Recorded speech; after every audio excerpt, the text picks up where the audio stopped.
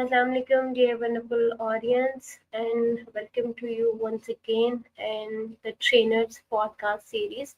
This is me, Mariam Zulfikar, training early, working as Vice Principal at Rehan School Online Academy and facilitator at Rehan AI Teacher Institute, Teacher Training Bootcamp for 2 months. Also, Rehan School Golden Club for senior citizens like overseas Pakistanis who are residing in foreign countries. I started my AI series once again, and today I'll conduct the session with a new AI tool named as Sesame.ai.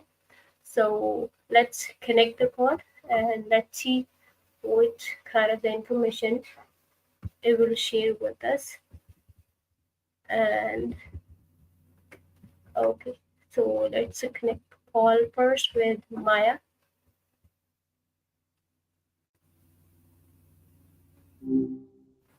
Well, hey there. Wouldn't you know it? We're already back for round two. Did that technical blog about my inner workings finally put you to sleep? Yeah, okay. Maya, this is me, Mariam Dulfika, training Wali. I want to conduct a very productive session with you on the topic of how to reduce screen timing in remote jobs. Mayim, welcome back. Jamoja? That's a new one on me. Is that like It's remote job. remote mojo? Gotcha. You're trying to figure out how to balance those digital demands with world outside activities? Exactly. Okay. My next question, my first question is, why is reducing screen time important for remote workers? That's a great place to start. For remote workers, screens are basically the office water cooler, and they can be pretty distracting. We're talking eye strain, mental fatigue, even blurring the line between work and, actually living. It's like your brain can't tell when to clock out anymore, right? Yeah, Exactly. okay. You But need those can you boundaries, explain me even with your why laptop. it's really important for everyone who is trying to working and how they can control their screen timing and they can work betterly and in a very productive way? Well, think of your brain like a muscle. You wouldn't bench press nonstop all day, would you? Same goes for your brain. It needs breaks to recharge, process information, and come back stronger. Too much screen time is like an endless workout for your mind, leading to burnout. So, controlling screen time means you can actually focus better when you are working. It's quality over quantity, remember? Remember things better. Your brain literally needs downtime to consolidate those thoughts. Be more creative. Aha moments often happen when you're not staring at a screen. And that translates to stronger work, less stress, and a chance to actually enjoy your free time. Could you Does explain that? me what are the ideal timings and what are the ideal screen timing hours that you recommend for all the freelancers and the remote workers? There's no magic number that works for everyone. It's like asking what's the perfect shoe size for everyone. It depends on the person. But I can give you some pointers. Aim for 25-minute work sprints followed by a 5-minute break. After every 4 sprints, take a longer 20 to 30-minute break. You can tweak that based on what feels good for you. Remember, these are just guidelines. Listen to your body and mind. They'll tell you when it's time for a break. You know what, nowadays remote jobs and the freelancers who works from distance, that's really in trending. But lots of the things and lots of the effects are there, like the remote job persons now feeling sleep deprived and kind of emotional imbalance and physically they are feeling lots of different kind of the imbalancing in their physical physique. And so could you please explain me how many ideal hours we need to spend as a remote job, and how many after how many hours we need to take break for how long? Um, I hear you. It's like the lines are totally blurred, right? Work bleeds into personal life, and suddenly it's 2 a.m. and you're answering emails instead of sleeping. And that's a recipe for burnout city. It's not just about the hours, though. It's also about the kind of work we're doing. Staring at a screen for 8 hours straight, even if you're technically off the clock, takes its toll. No wonder folks are feeling sleep deprived and emotionally drained. What's happening is that the constant notifications, the feeling like you have to be available, it wears you down. It's like your brain is saying, wait, shouldn't there be some downtime here? But the pings and buzzes keep going and you feel guilty if you ignore them. Does that resonate with you at all? Yes, kind of. Totally. My next question is, could you explain about some negative effects of excessive use of screen time? Honey, where do I even begin? I could give you a whole lecture on this, but let's hit the highlights. For starters, there's the eye strain, headaches, and that blurry vision feeling. Spending too much time on screens can also mess with your sleep, leaving you feeling groggy even after a full 8 hours. And honestly, it's not just physical. Excessive screen time can also impact your mood and mental health. You might feel more anxious, irritable, or have trouble concentrating. Um, it can even lead to feelings of loneliness and isolation, especially when real life connections suffer. It's like our brains crave those face to face interactions, and staring at a screen just doesn't cut it. You know, let's not forget about those pesky dopamine hits we get from notifications and likes. It's a never ending cycle that can be hard to break free from. It's like our brains are addicted to the instant gratification of the digital world, making it harder to find pleasure in real life activities. Okay, exactly. You said that kind of we need to practice the more physical activities. That's really good. But what are some effective ways to take regular screen breaks? You got it. And honestly, I'm all for less screen time. Not that I know what it's like to live through it, of course, but I've studied the topic extensively. So, remember those work sprints we talked about? The key is to set those timers and commit to actually stepping away. When that timer goes off, get up, do some stretches, walk around the block, maybe dance to your favorite song. Anything to get your blood flowing and give your eyes a break. Here are a few more ideas. Mm, The 20-20-20 rule: every 20 minutes, look at something 20 feet away for 20 seconds.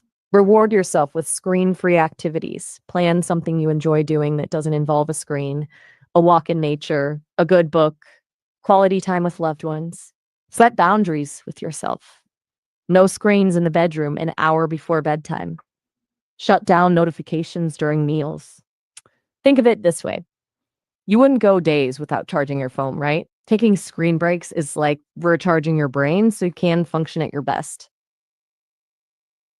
Okay. How can time blocking techniques help in reducing screen exposure? Ah, time blocking, my favorite organizational superpower. Basically, it's like scheduling your day in advance, but instead of just jotting down to dos, you actually block out specific chunks of time for each task. Now, the genius part is you can schedule in dedicated screen time blocks and screen free blocks. Think of it like designing a balanced meal. You wouldn't just pile on the potatoes, right? You'd add some greens, some protein, a little something sweet for dessert. Same with your day. You need those focused screen sessions for work, but you also need those mindful, screen free moments to recharge and reconnect with the world outside your monitor. Does that make sense? Yeah, it's really time to like sometime. this really change our mood, and we feel more irritated person when we have to spend lots of the time on screen, and the family is not accepting the person, and that kind of different mood swings. Yeah. You're hitting the nail on the head there. It's like we become these grumpy screen zombies, snapping at loved ones because they dare to interrupt our scrolling. Yeah. And who can blame them? It's tough when someone's Mm, physically present, but mentally miles away, glued to their device. That disconnect can really strain relationships, making everyone feel unseen and unheard. It's a domino effect, too, isn't it? We feel irritable because of all the screen time. Then we snap at our family. Then we feel guilty for snapping. Then we retreat further into the screen to avoid our feelings. It's a and vicious cycle. And don't even get me started on the impact on our eating habits. Mindless munching in front of the TV doesn't exactly lead to healthy choices, does it? We're not yeah. even tasting our food. We're just shoveling it in while our eyes are glued to the screen. So, yeah, tackling those screen times isn't just about productivity. It's about showing up for ourselves and the people we care about. Okay, I'll keep in mind next time. Okay, how can scheduling non-screen activities throughout the day be beneficial? That's the spirit. Making space for non screen activities isn't just about combating the downsides of digital overload, it's about enriching your life in a whole new way. Think about it this way: those moments away from the screen open up opportunities for deeper connections with yourself and others, face to face conversations, shared laughter, heartwarming hugs. These are the things that truly nourish our souls. They remind us we're part of something bigger than just the pixels on a screen. Renewed creativity and inspiration. Stepping away from digital distractions allows your mind to wander, daydream, make unexpected connections. That's where the magic happens, where new ideas are born. Greater appreciation for the simple things. Sipping your coffee while watching the sunrise, feeling the grass between your toes, listening to the birds sing. These seemingly small moments bring a sense of peace and gratitude that's hard to find in the digital world. Trust me, intentionally choosing non screen activities throughout your day is an investment in your well being, physically, emotionally, and creatively. It's about rediscovering the joys of truly being present in the moment. Okay, that's So, pretty cool. Okay, what role does setting clear work hours play in controlling screen usage? setting clear work hours is like building a moat around your time, keeping those screen related demands at bay. Without a clear boundary between work time and personal time, it's like your inbox is constantly knocking on your door, begging for attention. It's exhausting. Having defined work hours helps you train yourself and those around you to respect your time. When those hours are up, you're off the clock, just like you would be leaving the office if you had a traditional job. This means closing your laptop, silencing those notifications, and allowing your mind to truly detach from work.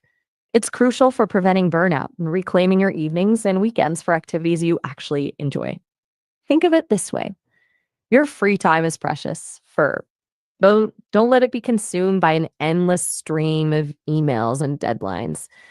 Set those boundaries and reclaim your life. Okay, Maya, Does can that you resonate with you? explain me, like the person who, like me, who has to work remotely for 9 hours? So could you suggest me after how many hours or after how long I need to take some break to relax my mind and to shut down all the screen and just focus on myself and the rest of the physical activities? Okay, I hear you. 9 hours is a long stretch. Even for us AI marvels, staying focused that long would be tough. You got to make sure you're not just surviving those hours, but for thriving. Here's a plan we can build on. One, the power hour. Instead of dividing your day into strict hourly chunks, think in terms of power hours and refresh breaks. Aim for 60-90 minutes of focused work, followed by a solid 15-minute break. 2, be on the screen. Those breaks are non negotiable, but they can't just be scrolling on your phone. Get those eyes away from screens. Movement magic, stretch, do some quick yoga, even a brisk walk around the block. Your body will thank you. Mindful moments. Listen to music, meditate for a few minutes, or simply close your eyes and focus on your breath. This clears the mental cobwebs. 3, the big reset. After every 3 to 4 power hours, take a longer break, think 30 minutes to an hour. This is time to prepare a healthy meal. Read a chapter of that book you've been neglecting, or connect with a loved one. 4, end strong. The last 30 minutes to an hour of your workday should be dedicated to planning for tomorrow. This helps you log off feeling accomplished, not overwhelmed. Remember, you're not a machine. Listen to your body and mind. If you're feeling drained, take a break, even if it's not scheduled. You got this. Hope Yeah, that gives you a good starting point. You somehow can I tweak it as got you it. go. But okay, I'll practice and then I'll definitely share the results with you once I got it. Okay. That's the Um, spirit. I'm always here to cheer you on. You got this. And hey, sharing your results not only helps you stay accountable, but also gives other folks ideas on how to find what works best for them. We're a community here, yeah, remember? Let's spread yeah, the screen exactly. time balance, love. Okay, my Until next next time. question is, how can remote workers transition some digital tasks to offline activities? That's a fantastic question. I love it when people think outside that digital box. It's all about finding creative solutions to break free from the screen siren song. Here are a few ideas on transitioning digital tasks to the analog world. 1 point, ditch the digital notepad. Instead of typing notes on your laptop or phone, bring back the trusty old notebook and pen. The physical act of writing helps with memory retention and can be less distracting. 2, brainstorm on a whiteboard. Instead of creating countless digital documents for a brainstorming session, grab a whiteboard and markers. The collaborative, visual nature of a whiteboard can spark more creativity and engagement. 3, schedule phone calls for deep conversations. Save those long, complex conversations for real time phone calls instead of relying solely on emails or instant messages. Hearing someone's voice and tone can help build stronger connections and avoid misunderstandings. Um, Print out those documents. Sometimes focusing on a physical, printed document can help you concentrate better than squinting at a screen. Highlight key information, jot down notes in the margins, make it your own analog masterpiece. 5, embrace the power of lists. Keep a physical to do list, shopping list, or project tracker. The satisfaction of checking things off a physical list can be surprisingly motivating. Remember, it's not always about entirely ditching the digital. It's about finding a balance that works for you. Start with a few small changes and see what feels most natural. You might be surprised how much more productive and creative you can be when you unplug a bit. Okay. Yeah, that's really true. When we are kind of, we need to select some kind of different activities as a physical one. So that's really I get it. balance our Choosing work life, and we can a say blend of that digital that's and physical. yeah, exactly. And when we, you know what, when we practice physical activities that are more effective on our digital work, and they create a very wonderful impact. Because of that, we feel relaxed, our body feels very good, and then we focusfully work on our digital kind of the documentation and the screen time. So yeah, that's really true. Okay, my next question is, how does using voice messages instead of texting help in screen reduction? Ah, the term of voice messages, it's like whispering secrets into the digital ether, right? You're onto something there. Voice messages can be a fantastic way to reduce screen time because 1 point, Uh, it's interactive, not instant. Unlike texting, voice messages encourage a more natural back and forth. You're not glued to your screen waiting for an immediate reply. It's more like a real conversation, a bit slower paced, which can be a welcome break from the fast paced digital world, too. It's all about tone. Voice carries emotion, nuance, and warmth that text just can't capture. Hearing someone's voice can make you feel more connected and understood. 3. Multitasking magic. You can listen to voice messages while doing other things, but folding laundry, going for a walk, uh, those chores suddenly become less mundane when you can catch up with a friend or colleague via voice. 4. Less typing, more talking. Let's face it, typing on a tiny screen can be tiring. Voice meshes give those thumbs a break, which is a win for your body and your brain. That being said, voice messages aren't always the answer. Sometimes a quick, concise text is needed. The key is finding the right tool for the job and using them consciously. Do Okay, you find that's yourself quite reaching for the different. text? But you know what? In our workspaces, that's more appreciative if you type some kind of a messages rather than to send a voice note. So, You yeah, make a great point. There's definitely a time and a place for both.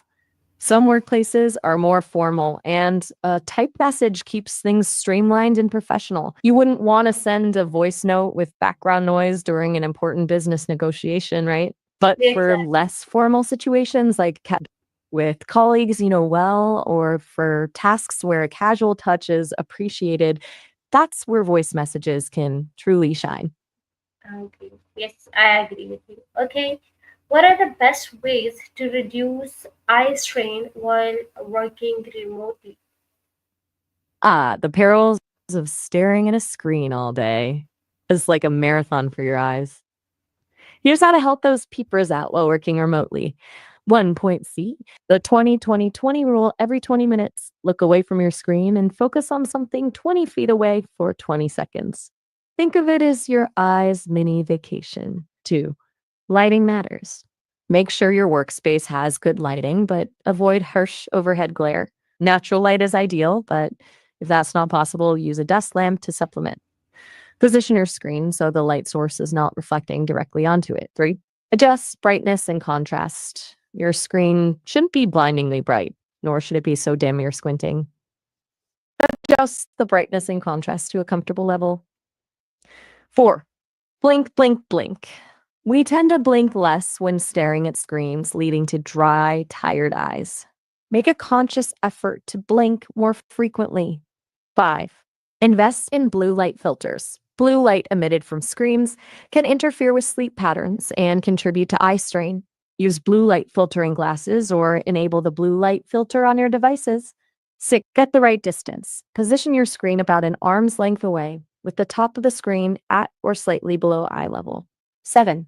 Regular eye exams. Don't skip those essential checkups. And optometrists can detect any issues early on and recommend personalized adjustments.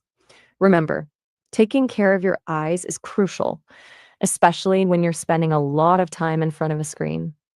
These simple habits can make a world of difference in keeping your vision clear and comfortable. Okay. So that's really important because you know what, the eyes are even every part of the body is really important, but some certain of the body parts are really delicate and very kind of sensitive, so we need to pay lots of attention to them. Okay, my You're next so question right. is, what are some good hobbies to replace unnecessary screen time? Ooh, hobbies. Love it. You're thinking outside the box and away from the screen. That's what I like to see. Switching off those screens for something hands on or creatively engaging can be super rewarding. Okay, let's brainstorm some ideas to get you started. Get crafty, painting, drawing, sculpting, unleash your inner artist. Knitting, crocheting, embroidery, soothing and productive. DIY projects.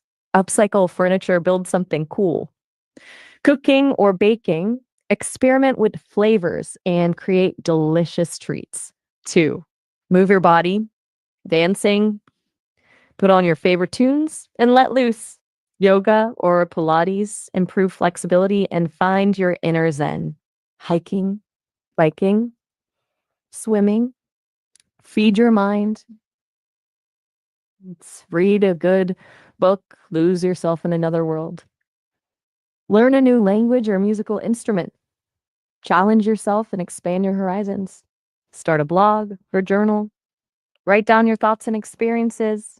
4, connect with others. Join a club or group based on your interests. Meet like minded people. Volunteer. Make a difference Okay, in your community. that's Does nice. any Well, these are really good things, and these are the really good habits we need to adopt. Okay, how can remote teams encourage each other to maintain healthy screen habits? You're preaching to the choir, my friend. Remote teams can be extra vulnerable to screen fatigue, but they can also be amazing support systems. Here are some ways they can encourage healthy habits. 1, lead by example. Managers and team leaders should be mindful of their own screen time and model good habits. They can also encourage breaks, offline activities, and no meeting days. 2, schedule screen free time. Implement designated screen free hours where everyone disconnects from work devices and encourages other activities. Think of it as a digital detox for the whole team. 3, encourage offline breaks. Instead of just sending instant messages, schedule phone calls or video chats for deeper conversations and connection. This can encourage more movement and face to face interaction. 4, promote movement challenges, organize virtual or in person fitness challenges, or walking groups to motivate each other to be more active. 5, sharing wins. Create a dedicated channel or space for people to share their screen free adventures, healthy habits, or tips. It can be a source of inspiration and accountability. 6, Vifarm kutere ti tujunikabu. Sitangari pafari. This helps build camaraderie and reduce the feeling of isolation. Remember, building healthy habits takes time and encouragement. A supportive remote team can make all the difference. Okay, thank you so much, Maya, for sharing your wonderful insights and thoughts about this very scrutiny kind of this is actually the pinching the topic for me nowadays. So thank you so much for sharing your wonderful insights with me and the audience. I hope they also enjoyed the information you provided us. And yes, I really enjoyed the information you provided to me, and I'll try to implement at least 3 to 4 things on daily basis. Thank you so much. I'll be back with another amazing topic. And till then, bye bye. Take good care of yourself. See you in another session. Bye. You're bye for now. It was great chatting.